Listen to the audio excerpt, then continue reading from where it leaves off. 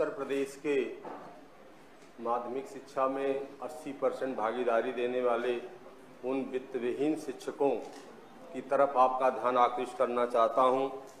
माननीय नेता सदन जी का, जिनकी स्थिति से आप पूरी तरह अवगत हैं। माध्यमिक शिक्षा में 80% से ऊपर उनकी भागीदारी है जी, 93% बता रहे हैं हमारे उमेश द्विवेदी जी। वह प्रबंधकीय व्यवस्था से 500 रुपया महीना से शुरू होता है। माननीय नेता सदन, 500 रुपया महीना कहीं कोई पा रहा है, कोई 1000 पा रहा है, कोई 1500 पा रहा है, कोई 2000, कोई 3000। 3000 पाने वाले 80% लोग हैं। शहरों में जो विद्यालय है वहां कहीं कहीं 4000 5000 पाते हैं। इनका परिवार चलना मुश्किल हो गया। चिकित्सा सुविधा का सवाल जहां तक उठ रहा है, एडेड विद्यालय के हमारे शिक्षकों को सुविधा मिलनी चाहिए, क्योंकि बड़ी बीमारियों में जो है 4-4, 6-6, 10-10 लाख रुपए लग जाते हैं। लेकिन एडेड विद्यालय के पास सैलरी जो है 80,000, 90,000, 1 लाख के ऊपर की है। लेकिन जो वित्त विहीन विद्यालय का शिक्षक है उसकी सैलरी तो 500 से और 4000 के बीच में है। वह कैसे जिंदा रहेगा जी? कि पहली बार यही आपकी जो वेदना है बिल्कुल सही और 100% सही है। सरकार ने, केंद्र सरकार ने इसी को समझ के आयुष्मान योजना चलाई है। उसमें गरीबी सीमा का एक निर्धारण दिया है आय का।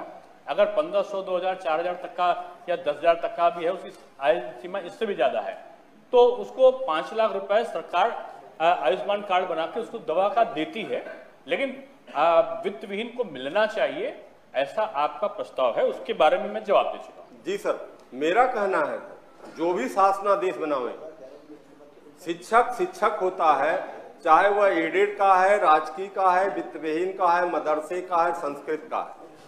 शिक्षक होता है। तनख्वाह सरकार से पाता हो, प्रबंधक से पाता हो। लेकिन जो माली हालत जो इस प्रदेश में वित्त विहीन विद्यालय के शिक्षकों की है, जो माध्यमिक शिक्षा में जिनकी इतनी बड़ी भागीदारी है, जिनके ऊपर ये कह लिया जाए कि माध्यमिक शिक्षा का सर्वाधिक भार जो है जिनके कंधों पर है, जिनके बदौलत उत्तर प्रदेश में शिक्षा दी जाती है, उनकी स्थिति के विषय में महोदय जो भी शासनादेश आप तैयार करें उसमें उनका जरूर जिक्र होना चाहिए, जरूर उनका नाम सम्मिलित होना चाहिए। भले हमारे जो है सहायता प्राप्त जो टीचर है उनका नाम सम्मिलित है, तो उसमें इनका नाम जरूर सम्मिलित होना चाहिए। आज जो इनकी स्थिति है कि मैं समझ रहा हूं कि अगर ये सब्जी खाना चाहें तो किसी भी तरह से आलू पा सकते हैं मार्केट में, लेकिन आलू के ऊपर अगर जाना चाहें, वो हरी सब्जी चाहें, तो वित्त विहीन विद्यालय का शिक्षक परवल और हरी सब्जी नहीं खा सकता, दाल नहीं खा सकता, वह जूता नहीं पहन सकता, अपने माँ बाप की दवा इलाज नहीं करा सकता, अपने बेटे और बेटी को उच्च शिक्षा नहीं दे सकता। अपने बेटी और बेटे की शादी विवाह करना तो उसके लिए बहुत दूभर है। अगर उसके भाई भतीजे अलग कर दे तो आज के डेट में वह अपने वतन के लिए अपने वेतन से एक मंडई अगर रखना चाहे तो वह अपनी मंडई भी एक नहीं रख सकता। इस समाज में उत्तर प्रदेश की धरती पर मैं कह रहा हूं कि पूरे भारत नहीं, पूरे विश्व का अगर सर्वे करा लिया जाए तो इतना सस्ता कहीं भी किसी भी समाज में मजदूर भी नहीं मिलेगा जो हायर क्वालिफाइड है, बीए बीएड है, एमएससी है, बीएससी है और पीएचडी है, और उसकी स्थिति इतनी खराब है महोदय कि उसका आप आकलन कर लें। आप जब भी मैं बात करता हूं इस विषय पर तो माननीय इंटरमीडिएट एजुकेशन एक्ट की धारा 7 क के पैरा 5 पर श्रीमान का ध्यान जाता है कि इंटरमीडिएट एजुकेशन एक्ट के 7 क के पैरा 5 में लिखा है कि प्रबंध तंत्र की व्यवस्था को देखेगा। ये प्रबंध तंत्र की व्यवस्था को देखेगा, ये कौन ले आया? जब इंटरमीडिएट एजुकेशन एक्ट बना 1921 में, जब देश गुलाम था, तब शिक्षक गुलाम नहीं था। और 14 अक्टूबर 1986 को स्वतंत्र भारत में उत्तर प्रदेश की पिछली सरकार ने जो है शिक्षकों को गुलाम बनाने का काम किया, और उसको अमेंडमेंट करने का अधिकार इस सदन को है। जिस तरह से जब 7 क धारा 7(4) में मान्यता आप देते थे, और वह मान्यता में लिखा था जो है कि इस जैसे जैसे सरकार की व्यवस्था होगी उस तरह से विद्यालयों को 8 पर लिया जाएगा। इस व्यवस्था को अमेंडमेंट किसने किया? यही सदन है। इसी सदन ने तो उसको अमेंडमेंट किया, और वही सदन आज है।